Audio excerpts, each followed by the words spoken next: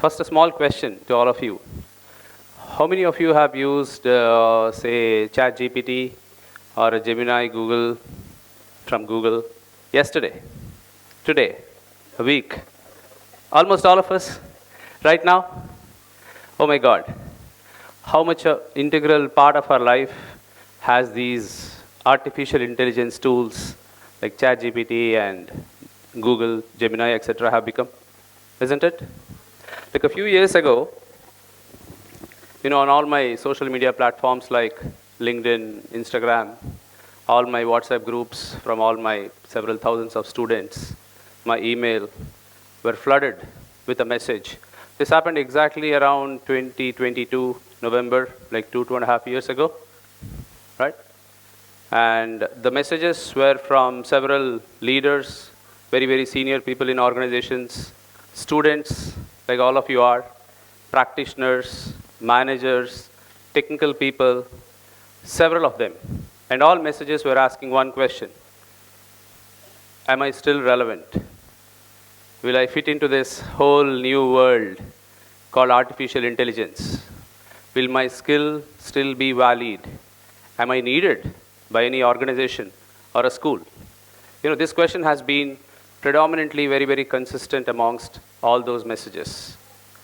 Do you remember what happened in 2022 November?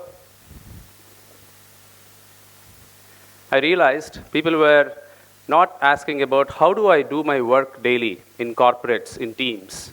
They were not asking how can I improve my team's productivity? How can they become more and more agile, more flexible? How can I adapt? How can I improve quality? They were not asking these questions. They were asking, will I fit into this new giant, into this new revolution? And that is when I realized on that day, the company OpenAI has introduced ChatGPT to this world. And they called it as the AI revolution, AI renaissance.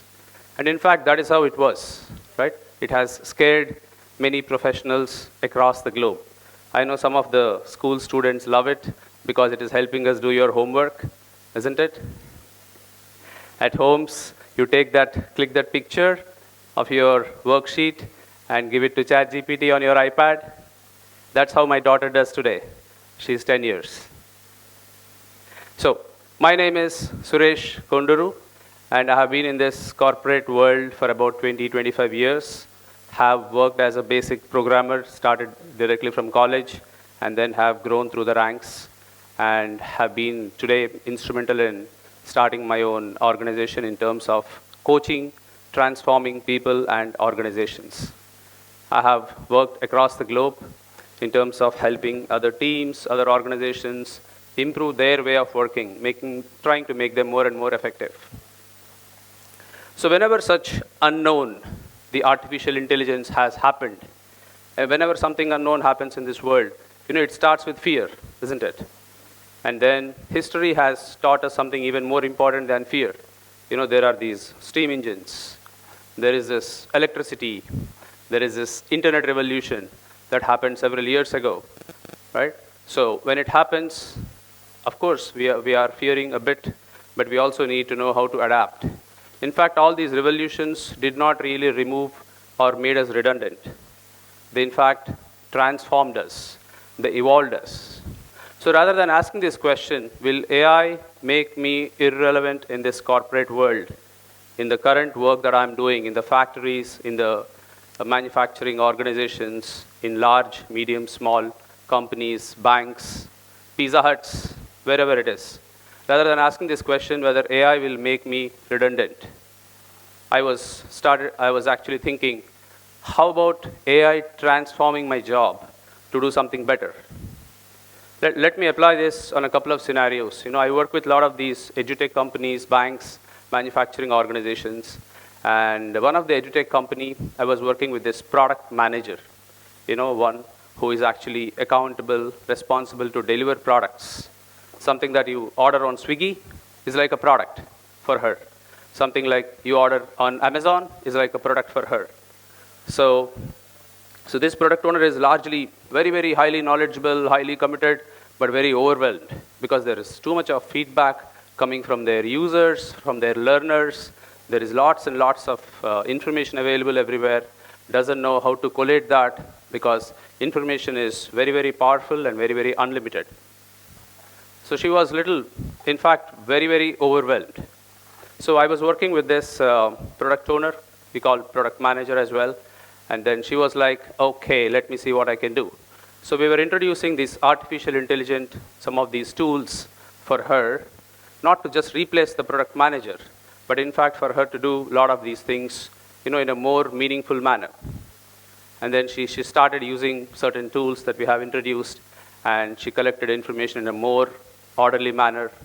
Her product requirements, the prioritization has become much more meaningful than before.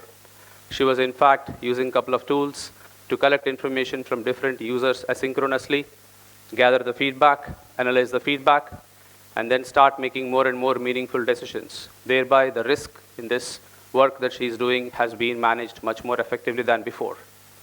So this product managers, the leaders in organizations, started managing work more meaningfully and lead with more clarity than before. They were trying to design more and more outcome-based. They were trying to adapt, like some of my previous experts were talking about.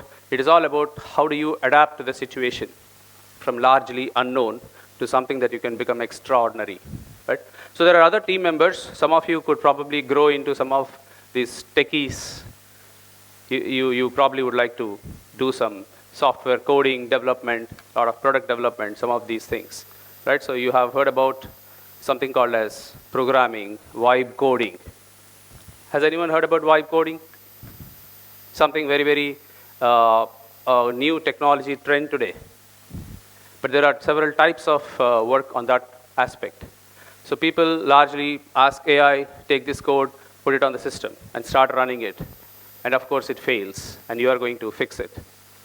Rather than that, a more responsible usage of artificial intelligence is, you take this as a setup, as a structure, as an assistance, and then you start modifying it, testing it, and so on and so forth. So like students, take this screenshots, put it into ChatGPT and deliver the homework. It's not going to help you anywhere, right? So you should use that as an assistant and start verifying, validating your answers rather than just asking AI to solve all of your homework as well. And that's where the real learning is. In corporate teams, there is someone called as a leader, a manager, a scrum master, for example, who is more relevant in an agile way of working. So the scrum master's job is to help the teams perform much better. And maybe some of you would grow as these scrum masters, managers, coaches as well when you grow into a corporate network later on in future. So the scrum master also started getting into more and more insights using these artificial intelligence dashboards, trying to figure out problems very, very early in the cycle and helping the teams much more effectively. If you take a company CEO, it's something very, very similar. There is a lot of overwhelming information all over. Now the CEO starts creating a Gen AI agent who can automate some of these things. You see, from the initial fear of largely unknown factors, something very, very unpredictable, something that is not known much, and fast adapting to something that people can use to their benefit.